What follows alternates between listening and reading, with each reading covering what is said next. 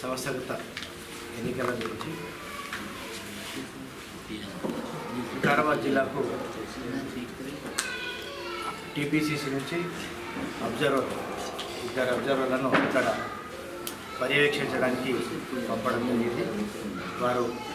వారిలో పెద్దలు TPCC senior vice chairman Vinod Reddy garu, మరి ఇంకొకరు పెద్దలు spokesperson TPCC Narender Ramasetty garu, మరి పెద్దలు సత్యం శెట్టి గారు, గురువారెడ్డి గారు, శీల గారు, లక్ష్మణ్ గారు, సర్ఫరాజ్ గారు, మరి రమేష్ గారు, రామచంద్రారెడ్డి గారు, మల్లేష్ గారు, తుకారాం గారు, ఇంకా ఉన్న పెద్దలు ప్రతి ఒక్కరికి పేరు పేరున నా హృదయపూర్వక నమస్కారాలు. ఇంతకుముందు వికారాబాద్ జిల్లా అధ్యక్షులుగా నన్ను నమ్మకంతో ఏఐసిసి టీపీసీసీ సంయుక్తంగా నన్ను ప్రకటించడం జరిగింది. అదే పనిలో ఇప్పుడు జిల్లా కార్యవర్గంలో ఎట్టి పరిస్థితుల్లో పాత రోజుల్లాగా ఎక్కడో ఒక్కగా కూర్చొని రాయకుండా ప్రతి కాన్స్టిట్యుయెన్సీకి తిరిగి మరి అక్కడ ఉన్న సీనియర్ కార్యకర్తలు ప్రతి ఒక్కరికి మాట్లాడి ఏ పద్ధతిలో చేయాలనే ఉద్దేశంతో అది ఫార్మేట్ ఇవ్వడం జరిగింది. ఆ ఫార్మేట్ ఏంటంటే, ఈ పద్ధతిలో ప్రతి కాన్స్టిట్యుయెన్సీకి వెళ్ళి మేము మరి పెద్దలు అబ్జర్వర్లు ఉంటారు, వారి యొక్క ఆధ్వర్యంలో ఈ కాంగ్రెస్ కమిటీ కార్యవర్గాన్ని దరఖాస్తు తీసుకోవాల్సి వస్తుంది. ఆ కార్యవర్గ దరఖాస్తు ఏంటంటే, జిల్లా కార్యవర్గంలో జిల్లా కోశాధికారి ఒకరు మాత్రమే, మరి అదేవిధంగా ఉపాధ్యక్షులు ఏదైతే ఉన్నారో ప్రతి అసెంబ్లీ నియోజకవర్గం నుంచి కాంగ్రెస్లో 2 బ్లాకులు ఉంటాయి అసెంబ్లీకి. ఈ 2 బ్లాకుల నుంచి ఒక్క బ్లాక్కు ఒకరొకరికి, అంటే 2 బ్లాకులు అసెంబ్లీ నుంచి 2 ఉపాధ్యక్షులను తీసుకోవడం జరుగుతుంది. అదేవిధంగా ప్రధాన కార్యదర్శి ప్రతి అసెంబ్లీ నియోజకవర్గంలో ప్రతి బ్లాక్ నుండి 2 చొప్పున, అంటే ఒక అసెంబ్లీ కాన్స్టిట్యుయెన్సీ నుంచి బ్లాక్ ఇద్దరంటే 4 ప్రధాన కార్యదర్శులు. అదేవిధంగా కార్యదర్శులు ప్రతి మండలానికి ఒకరు చొప్పున ఎంపిక చేయాలి.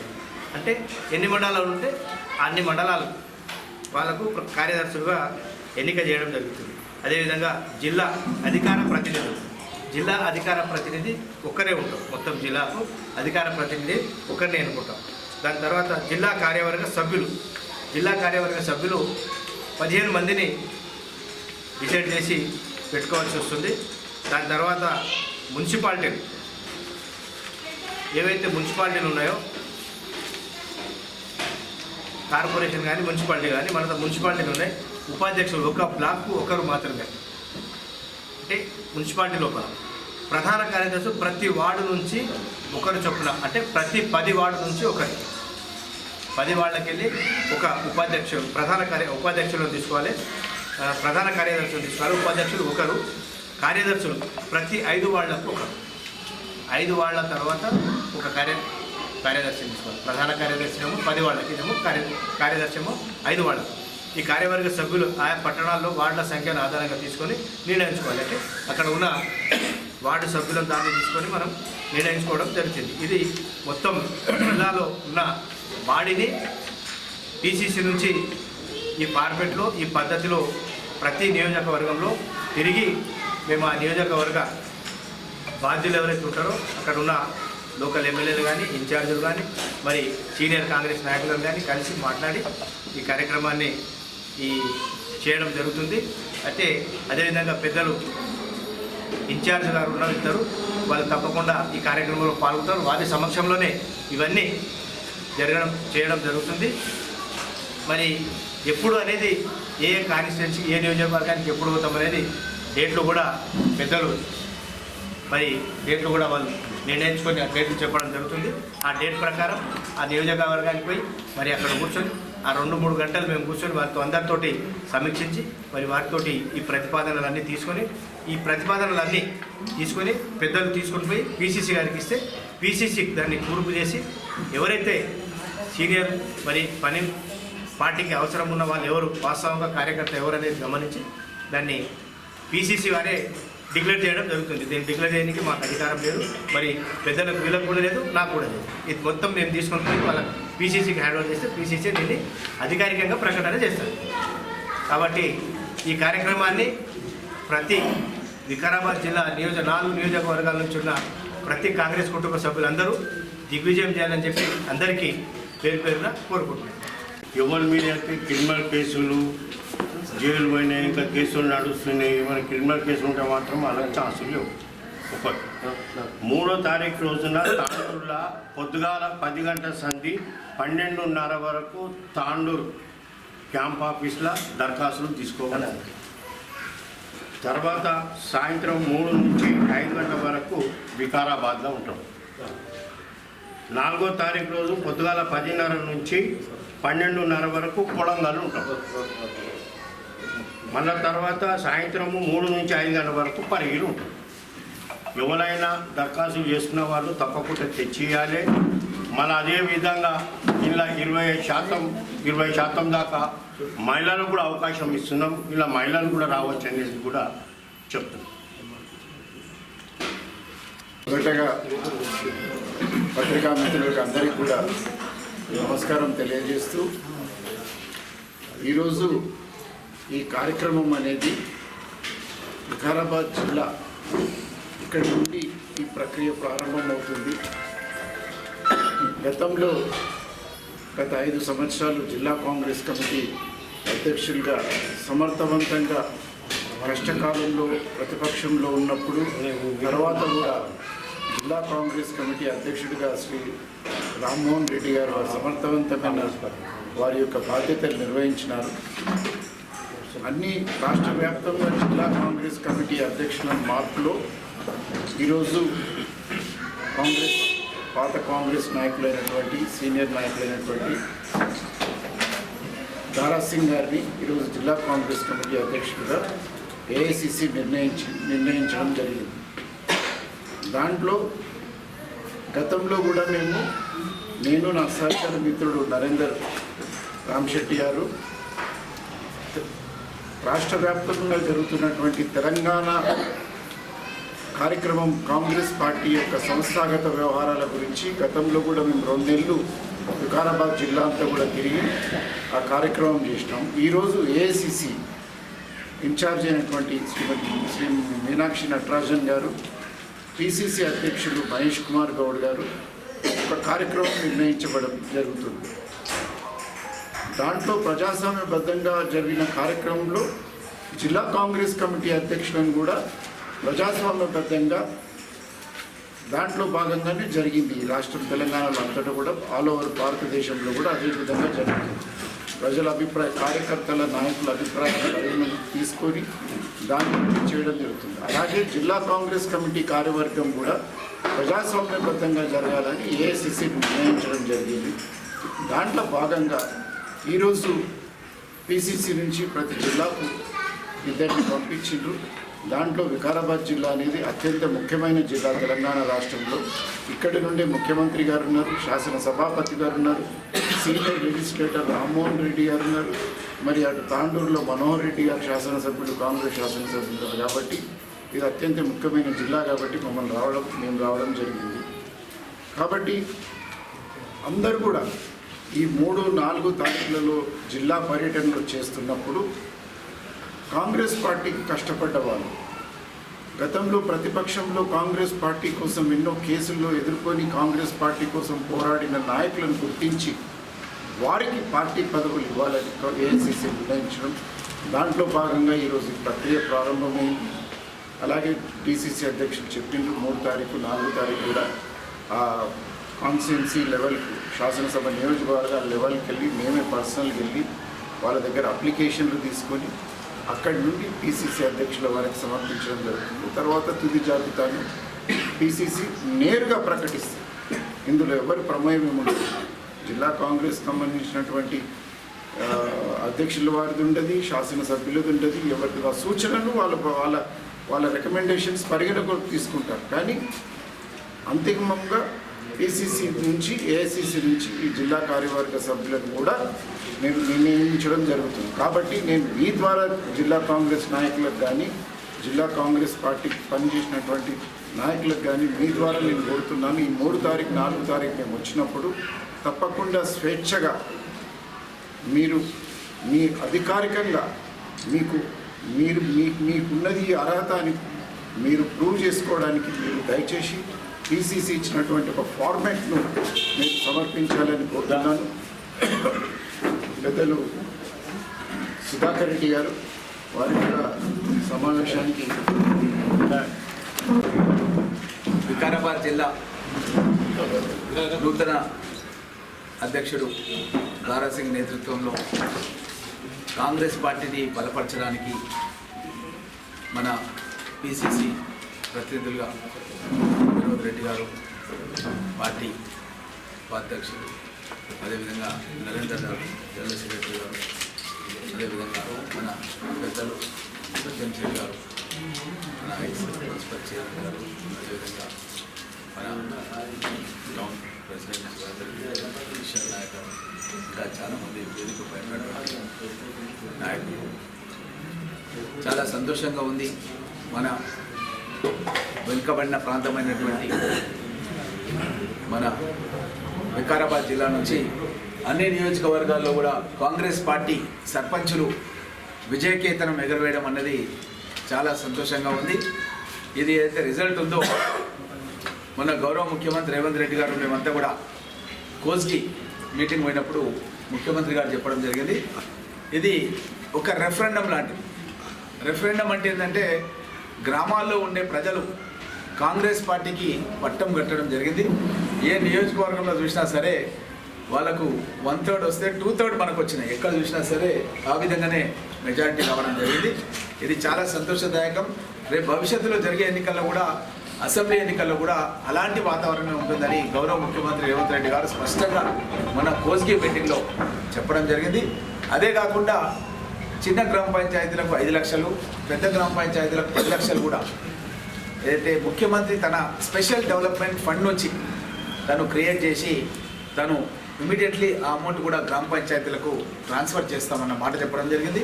గత 2 సంవత్సరాల నుంచి వివిధ కారణాల వల్ల ఎన్నికలు జరగడానికి మూలంగా సుమారు 3,000 కోట్ల రూపాయలని 12,000 గ్రామ పంచాయతీలకు తెలంగాణ రాష్ట్ర వ్యాప్తంగా ఆ నిధులను మార్చి లోపల ఆ నిధులను కూడా గ్రామ పంచాయతీలకు ట్రాన్స్ఫర్ చేస్తే సుమారు 40-50 లక్షల రూపాయలు ఒక్కొక్క గ్రామ పంచాయతీకి డబ్బులు రాబోతున్నాయి.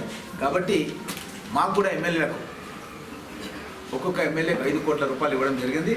నాకు ఇచ్చిన 5 కోట్ల రూపాయలను కూడా మా యొక్క నియోజకవర్గంలో ఉన్న అన్ని గ్రామ పంచాయతీలకు ఎన్నికలకు ముందే నేను ప్రొసీడింగ్ తీసుకొని మా యొక్క సర్పంచ్లు ఎవరైతే కాంటాక్ట్ చేస్తున్నారో వాళ్ళందరూ కూడా పెట్టడం జరిగింది. అట్లా అందరూ కూడా పెడుతున్నారు, అందరు ఎమ్మెల్యేలు కూడా పెడుతున్నారు. కాబట్టి గ్రామాల లోపల ఎమ్మెల్యే ఫండ్ వస్తుంది, ఇప్పుడు సీఎం ఫండ్ వస్తుంది.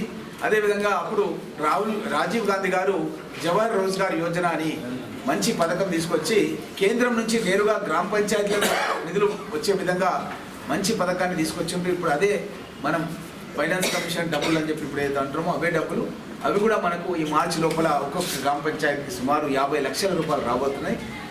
ఇవే కాకుండా రేపు జరగబెట్టేటువంటి ఎన్నికలు, మండల ప్రజా పరిషత్ ఎన్నికలు, అదేవిధంగా మున్సిపల్ ఎన్నికలు, అదేవిధంగా జిల్లా పరిషత్లో కూడా ఇవన్నీ కూడా కాంగ్రెస్ పార్టీ ఖచ్చితంగా విజయకేతనం ఎగరబోతుంది. కాబట్టి ఇవన్నీ కూడా నిధులు గ్రామాలకు తీసుకొచ్చి గత 10 సంవత్సరాల కాలం లోపల వాళ్ళు బీఆర్ఎస్ గవర్నమెంట్ లోపల ఏదైతే చేయలేదో ఆ పనులను కూడా చేసి గ్రామాలను ఆదర్శ గ్రామాలుగా తయారు చేయడం అనేది జరుగుతుంది.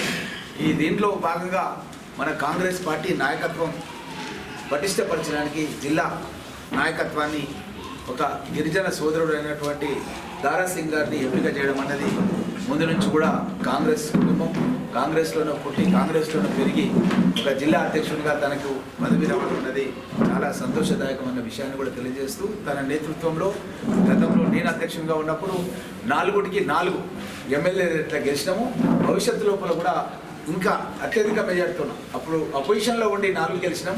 ఇప్పుడు రూలింగ్లో ఉండి కూడా అన్నీ మన ఏదైతే ఇప్పుడు జరుగుతున్నటువంటి ఎన్నికలు ఏదైతే ఉన్నాయో ఆ స్థానిక ఎన్నికల్లో కూడా అన్ని విజయకేతనం ఎగవేసి మళ్ళీ రాబోయేటటువంటి శాసనసభ పార్లమెంట్ ఎన్నికల్లో కూడా గెలిచే విధంగా మేమంతా కలిసి కూర్చొని గౌరవ స్పీకర్ గారు గడ్డం ప్రసాద్ కుమార్ గారు, అదేవిధంగా మనోహర్ రెడ్డి గారు, తాండూరు శాసనసభ్యులు, మరియు మన గౌరవ ముఖ్యమంత్రి గారు ఎప్పుడు కూడా మాతో అన్ని విషయాలు కూడా చర్చించడం జరుగుతుంది. కాబట్టి మన జిల్లాను అన్ని రంగాల్లో కూడా అభివృద్ధిలోకి తీసుకెళ్తాం. మీకు అందరూ కూడా తెలిసిందే, మన వికారాబాద్ జిల్లాలోకి రీజనల్ రింగ్ రోడ్ అనేది 36,000 కోట్ల రూపాయల ప్రాజెక్టుని మన వికారాబాద్ జిల్లాకు రాకంచెర్ల నుంచి వికారాబాద్ కాన్స్టిట్యున్సీ నుంచి పోయేటట్టుగా ముఖ్యమంత్రి గారు దాన్ని రూపకల్పన చేయడం జరిగింది. ఇదే కాకుండా వికారాబాద్ నుంచి ఒక రైల్వే లైన్ కూడా వికారాబాద్ నుంచి నస్కల్ నుంచి మన పరిగి, కొడంగల్, నారాయణపేట, మక్తల్ వరకు పోయే విధంగా ఒక మంచి రైల్వే లైన్. ఈ ప్రాంత విద్యార్థులు, నిరుద్యోగ యువకులు హైదరాబాద్ పోయి చదువుకొని మళ్ళీ వాళ్ళు స్వగ్రామాలకు వచ్చే విధంగా, ఉద్యోగాలు చేసుకొని వాళ్ళ గ్రామాలకు వచ్చే విధంగా ఈ రైల్వే లైన్ మూలంగా వెసులుబాటు అవుతుంది. దీనికి 450 కోట్ల రూపాయలు ఆల్రెడీ క్యాబినెట్లో పెట్టి దానికి సంబంధించిన డబ్బులు కూడా విడుదల చేశారు. ఎందుకంటే సర్వే అయిపోయింది, దానికి సంబంధించిన కాంపన్సేషన్, ల్యాండ్ ఎక్విజిషన్ పే చేయాలి. కాబట్టి దానికి సంబంధించిన డబ్బులు కూడా జమ చేయడం జరిగిందన్న విషయాన్ని కూడా తెలియజేస్తూ, ఇంకా ఇదే కాకుండా స్పెషల్ ఎక్స్ప్రెస్ హైవే రీజ్గా మన ఏదైతే అవుటర్ రింగ్ రోడ్ ఉందో, అవుటర్ రింగ్ రోడ్ నుంచి స్పెషల్ రోడ్డు మన పరిగి నుంచి దోమ మండల్ నుంచి అది మన బొమ్రాస్పేట్ ఇండస్ట్రియల్ ఏరియా ఒక 1000 ఎకరాలలో పరిశ్రమలు ఏర్పాటు చేసి మన వికారాబాద్ జిల్లాలో ఉన్నటువంటి నిరుద్యోగ యువకులకు ఉద్యోగ అవకాశాలు కల్పించి ఆ ప్రైవేట్ కంపెనీస్ ద్వారా ఏదైతే ఎంప్లాయీస్ ఉంటారో వాళ్ళని బస్సులలో తీసుకుపోయి ఫ్యాక్టరీలలో పనిచేసి మళ్ళీ స్వగ్రామాలకు పంపించే విధంగా ఒక స్పెషల్ రోడ్డు హైదరాబాద్ నుంచి మన బొమ్రాస్పేట్ ఇండస్ట్రియల్ ఏరియా అయితే లగచర్ల ఉందో ఆ లగచర్ల, హక్కీంపేట, బోర్లపల్లి అన్ని ఇండస్ట్రియల్ స్టేట్స్లో ఏర్పాటు చేసి అక్కడ ఫ్యాక్టరీస్ కూడా ఏర్పాటు చేయడం జరుగుతుంది. ఇదే కాకుండా మన ప్రాంతానికి ఒక సాగునీటి ప్రాజెక్టుకు నేను గత శాసనసభ సమావేశాల్లో బడ్జెట్ ప్రసంగంలో, గవర్నర్ ప్రసంగంలో చెప్పించినాను.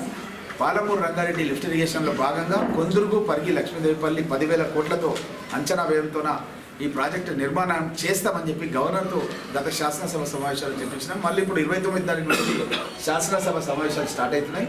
మళ్ళీ తప్పకుండా ల్యాండ్ ఎక్విజిషన్ చేపించి మన బార్డర్, సైన్పల్లి బార్డర్లోనే ఈ యొక్క ఇరిగేషన్ ప్రాజెక్ట్ రాబోతుంది.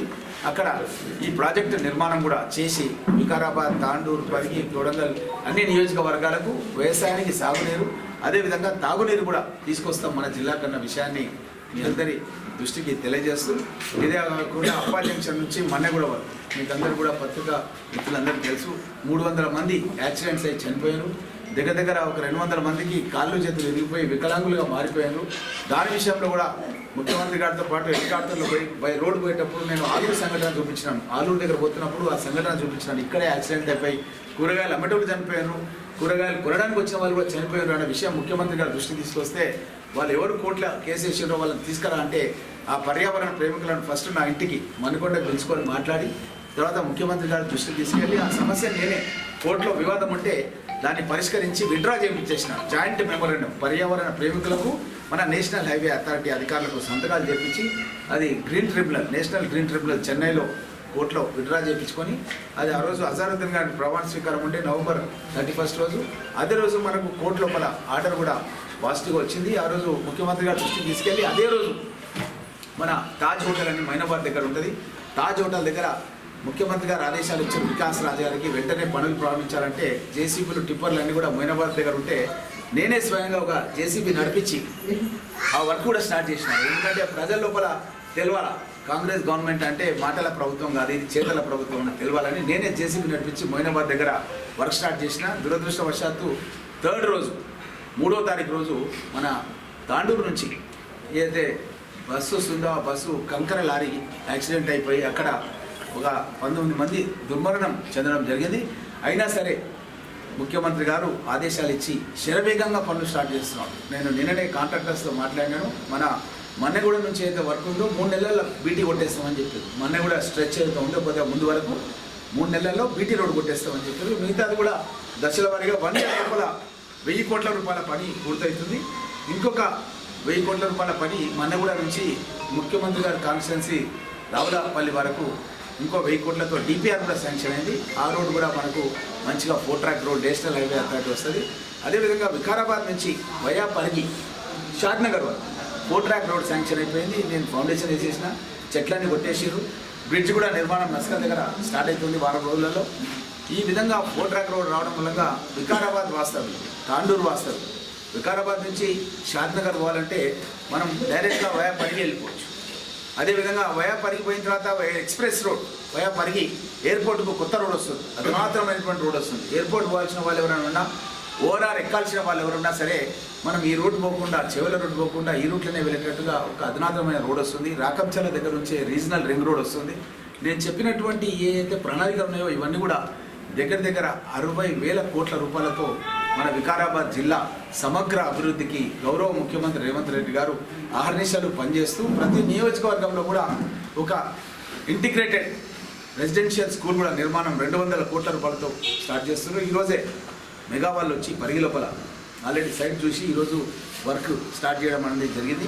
కాబట్టి ఇట్లా ప్రతి కాన్స్టిట్యున్సీలో వికారాబాద్లో, తాండూరులో, కొడంగల్లో అంతా కూడా ఈ యొక్క ఎస్సీ, ఎస్టీ, బీసీ మైనార్టీలకు సంబంధించినటువంటి విద్యార్థులు చదువుకోవడానికి మంచి స్పోర్ట్స్ ఫెసిలిటీతో ఈ యొక్క రెసిడెన్షియల్ స్కూల్స్ నిర్మాణం కూడా ప్రారంభమవుతుంది. కాబట్టి ఇన్ని కార్యక్రమాలు మీరందరూ కూడా చూసారు. గత 10 ఏళ్ల కాలం లోపల మన జిల్లాను తీసుకుపోయి జోగులాంబ జోన్లో కలిపారు. అప్పుడు మేమంతా కూడా సుధాకర్ మేమంతా కూడా కలిసి పెద్ద ఎత్తున ఇక్కడ మన్నెగూడ దగ్గర గులాం నబీ ఆజాద్ని హెలికాప్టర్లో దించి మన్నెగూడ దగ్గర ఒక పెద్ద మీటింగ్ పెట్టినాం. గులాం నబీ ఆజాద్ గారితో పెడితే ఆ మీటింగ్కి వచ్చిన జనాన్ని చూసి భయపడి ఎంపీ ఎలక్షన్లకు ముందు అప్పుడున్న ముఖ్యమంత్రి కేసీఆర్ దాన్ని రద్దు చేసి మళ్ళీ మనం తీసుకొచ్చి జోగులాంబ జోన్ రద్దు చేసి చార్మినార్ జోన్లో పెట్టింది. లేకపోతే మన జిల్లాలో 40-50 మంది ఎస్ఐలు సెలెక్ట్ అయ్యారు. ఆ ఎస్ఐలు సెలెక్షన్ రాకుంటుంది, ఎందుకంటే అక్కడ ఉద్యోగాలు లేవు ఆ జోన్ లోపల. నా ఫ్రెండ్ సంపత్ కుమార్ ఎమ్మెల్యే గతంలో నేను 14లో ఉన్నప్పుడు నా పక్కనే ఉంటుండే, అన్న మా దగ్గరనే ఉద్యోగాలు లేవు, వీళ్ళని తీసుకొచ్చి ఇక్కడెందుకు కలిపిండు అని ఎప్పుడు బాధపడుతున్నాం. సంగారెడ్డి తీసుకుపోయామో చార్మినార్ జోన్లో కలుపుకుంటూ అప్పటి ముఖ్యమంత్రి, మనం తీసుకుపోయామో అక్కడ జోగులాంబలో కలిసి. మన హక్కు యాక్చువల్గా హైదరాబాద్ అనేది, హైదరాబాద్ మన జిల్లా, మనం హైదరాబాద్ రూరల్ హైదరాబాదీస్ అంటే మనం చాలామంది సెటిలర్స్ వచ్చి ఈ మధ్యకాలంలో హైదరాబాద్ వచ్చారు, కానీ గ్రామీణ హైదరాబాద్ జిల్లా అనేది మనది. మా అన్న ఎయిర్ ఫోర్స్లో ఇన్స్పెక్టర్గా పనిచేస్తే నేను పరిగి శివారెడ్డిపల్లి హైదరాబాద్ జిల్లా అని చెప్పి రాస్తుంది. వికారాబాద్ పార్లమెంట్ ఎలక్షన్ తాండూరు కూడా మనకు హైదరాబాద్ పార్లమెంట్లో ఉంటే వెనుకటి అట్లాంటి పరిస్థితి ఉండే. అట్లాంటిది మనను తీసుకుపోయి జోగులాంబ జోన్లో కలిపి మన ప్రాంతాన్ని పూర్తిగా నష్టం చేసి భవిష్యత్తులో మన నిరుద్యోగ యువకులకు ఉద్యోగాలు రాకుండా చేసింది ఎవరంటే కేసీఆర్ ప్రభుత్వం చేసింది. ప్రాణైతే చెవెళ్ళ ఇక్కడ చాలామంది పెద్దలు ఉన్నారు. ఇక్కడ మీటింగ్ లోపల బ్లాక్ గ్రౌండ్ లోపల రామచంద్ర రెడ్డి గారు ఉన్నారు. బ్లాక్ గ్రౌండ్లో ముఖ్యమంత్రి గారు దృష్టికి తీసుకెళ్ళి అనౌన్స్మెంట్ చేయించిన ప్రాణైతే చెవెళ్ళ మన జిల్లాకు రావాలని. ముఖ్యమంత్రి గారు మీటింగ్ అయిపోతే నేను ముఖ్యమంత్రి గారు దృష్టికి తీసుకెళ్లి బ్లాక్ గ్రౌండ్ లోపల వికారాబాద్లో ప్రాణైతే చెవెళ్ళ మన జిల్లాకు ఇస్తున్నామని రాజశేఖర రెడ్డి గారు అనౌన్స్మెంట్ చేస్తే టెండర్లు పిలిస్తే ఇక్కడ వికారాబాద్ కాన్స్టిట్యున్సీలో పుల్స్వామి దగ్గర జరిగింది, మన చెవెళ్ళ కాన్స్టిట్యున్సీలో శంకర్పల్లి దగ్గర, చందీప దగ్గర జరిగింది. మా పరిగికి కూడా ట్రాన్స్ట్రాయ్ ఇండియా అనే కంపెనీకి పరిగి కాలువ అని వర్కౌట్ అయింది 1000 కోట్లది. ఇవన్నీ కూడా రద్దు చేసింది ఎవరు? వాళ్ళ ప్రభుత్వంలో రద్దు చేశారు. వాళ్ళ ప్రభుత్వంలో ప్రాణైతే చెవెళ్ళది పనులు రద్దు చేశారు. శంకర్పల్లి దగ్గర అండర్ గ్రౌండ్ టన్నెల్ దిగాం మేము, కిలోమీటర్ల కొద్ది వర్క్ చేసినాం. అవన్నీ కూడా రద్దు చేసి నిన్న ఒక ప్రెస్ మీట్ పెట్టి మాట్లాడుతున్నాం. మన వికారాబాద్ మాజీ శాసనసభ్యుడు ఆనంద్ మా ముఖ్యమంత్రి రేవంత్ రెడ్డి గారిని విమర్శిస్తున్నారు. వాళ్ళు ఏదో 10 ఏళ్లలో వాళ్ళు ఏదో అభివృద్ధి చేసిరంట, మేమేమేదో చేయలేదని ఆయన మాట్లాడుతున్నాం. వాళ్ళు చేసింది ఏంటంటే అభివృద్ధి కాదు, అభివృద్ధి నిరోధకులు. ప్రాణైతే చెవెళ్ళను అడిగి మేము శాంక్షన్ చేయించుకుంటే దాని పనులు అర్ధరంతరంగా ఆపేసింది బీఆర్ఎస్ ప్రభుత్వం చందీప దగ్గర. అప్పుడు రంగారెడ్డి జిల్లాలో ఉన్నాం మనం. అట్లాంటి పనులను రద్దు చేశారు. పులిస్వామి దగ్గర ఇక్కడ రద్దు చేశారు. మా పరిగి కాలువ రద్దు చేశారు. అప్పుడు జిల్లా పరిషత్లో సత్యం సేట్ నేను ఆ రోజు ఏకైక ఎమ్మెల్యే, నేను హైదరాబాద్ రంగారెడ్డి జిల్లాలోనే ఏకైక ఎమ్మెల్యే ఉండి పోరాటం చేస్తున్నాను. సత్యం సేట్ ఉండే ఆ రోజు మున్సిపల్ చైర్మన్గా ఎన్నో పోరాటాలు చేసినాం. జిల్లా పరిషత్లో కూడా పోరాటాలు చేసినాం. పోలీసులను పెట్టి నన్ను ఎత్తుకపోయి పోలీస్ స్టేషన్లలో, పంజగుట్ట పోలీస్ స్టేషన్లో, ఖైరతాబాద్లో మన జిల్లా పరిషత్లో పోరాటం చేస్తే తీసుకుపోయి పంజగుట్ట పోలీస్ స్టేషన్లో కూర్చోబెట్టారు. ఈ విధంగా వాళ్ళు ఎన్నో దమనకాండలు గతంలో చేసి మన జిల్లాకు ఎలాంటి అభివృద్ధి, ఒక్క ఇల్లు కట్టలేదు. ఒక్క ఇల్లు మన 10 ఏళ్లలో ఒక ఇల్లు కట్టలేదు. ప్రతి నియోజకవర్గంలో 3500 ఇల్లు ఈరోజు. వికారాబాద్లో 3500, పరిగిలో 3500, తాండూరు, కొడంగల్ అంతటనే. ఇప్పుడు మళ్ళీ ఒకసారి 3500 ఎన్నిక లిస్టు తయారు చేస్తున్నాం. కొన్ని రోజులు అయితే మళ్ళీ ఒక 3500 ఇల్లు ప్రతి కాన్స్టిట్యున్సీకి ఇట్లా ప్రతి సంవత్సరం ఇవ్వబోతున్నాం.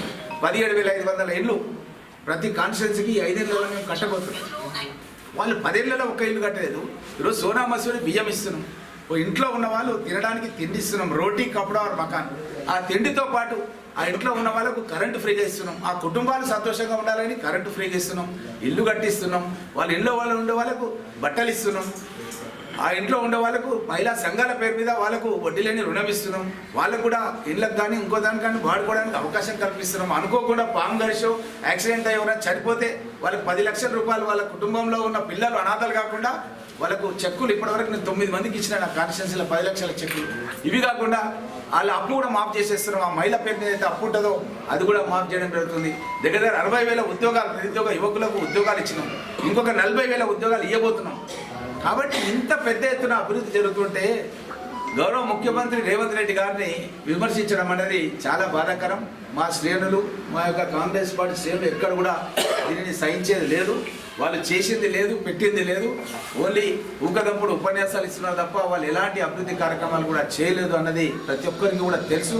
మన వికారాబాద్లో ఉన్నటువంటి ఏదైతే హాస్పిటల్ బిల్డింగ్ ఉందో మనమే దామోదర్ రాజనరసింహ గారు తీసుకొచ్చేసి ఇక్కడ పెద్ద ఎత్తున కార్యక్రమం పెట్టి హెల్త్ క్యాంప్ పెట్టి ఇక్కడ ఇనాగ్రేషన్ ప్రోగ్రామ్స్ కూడా అన్ని కూడా మనం వికారాబాద్ టౌన్ లోపల కూడా మనం చేసుకోవడం జరిగింది.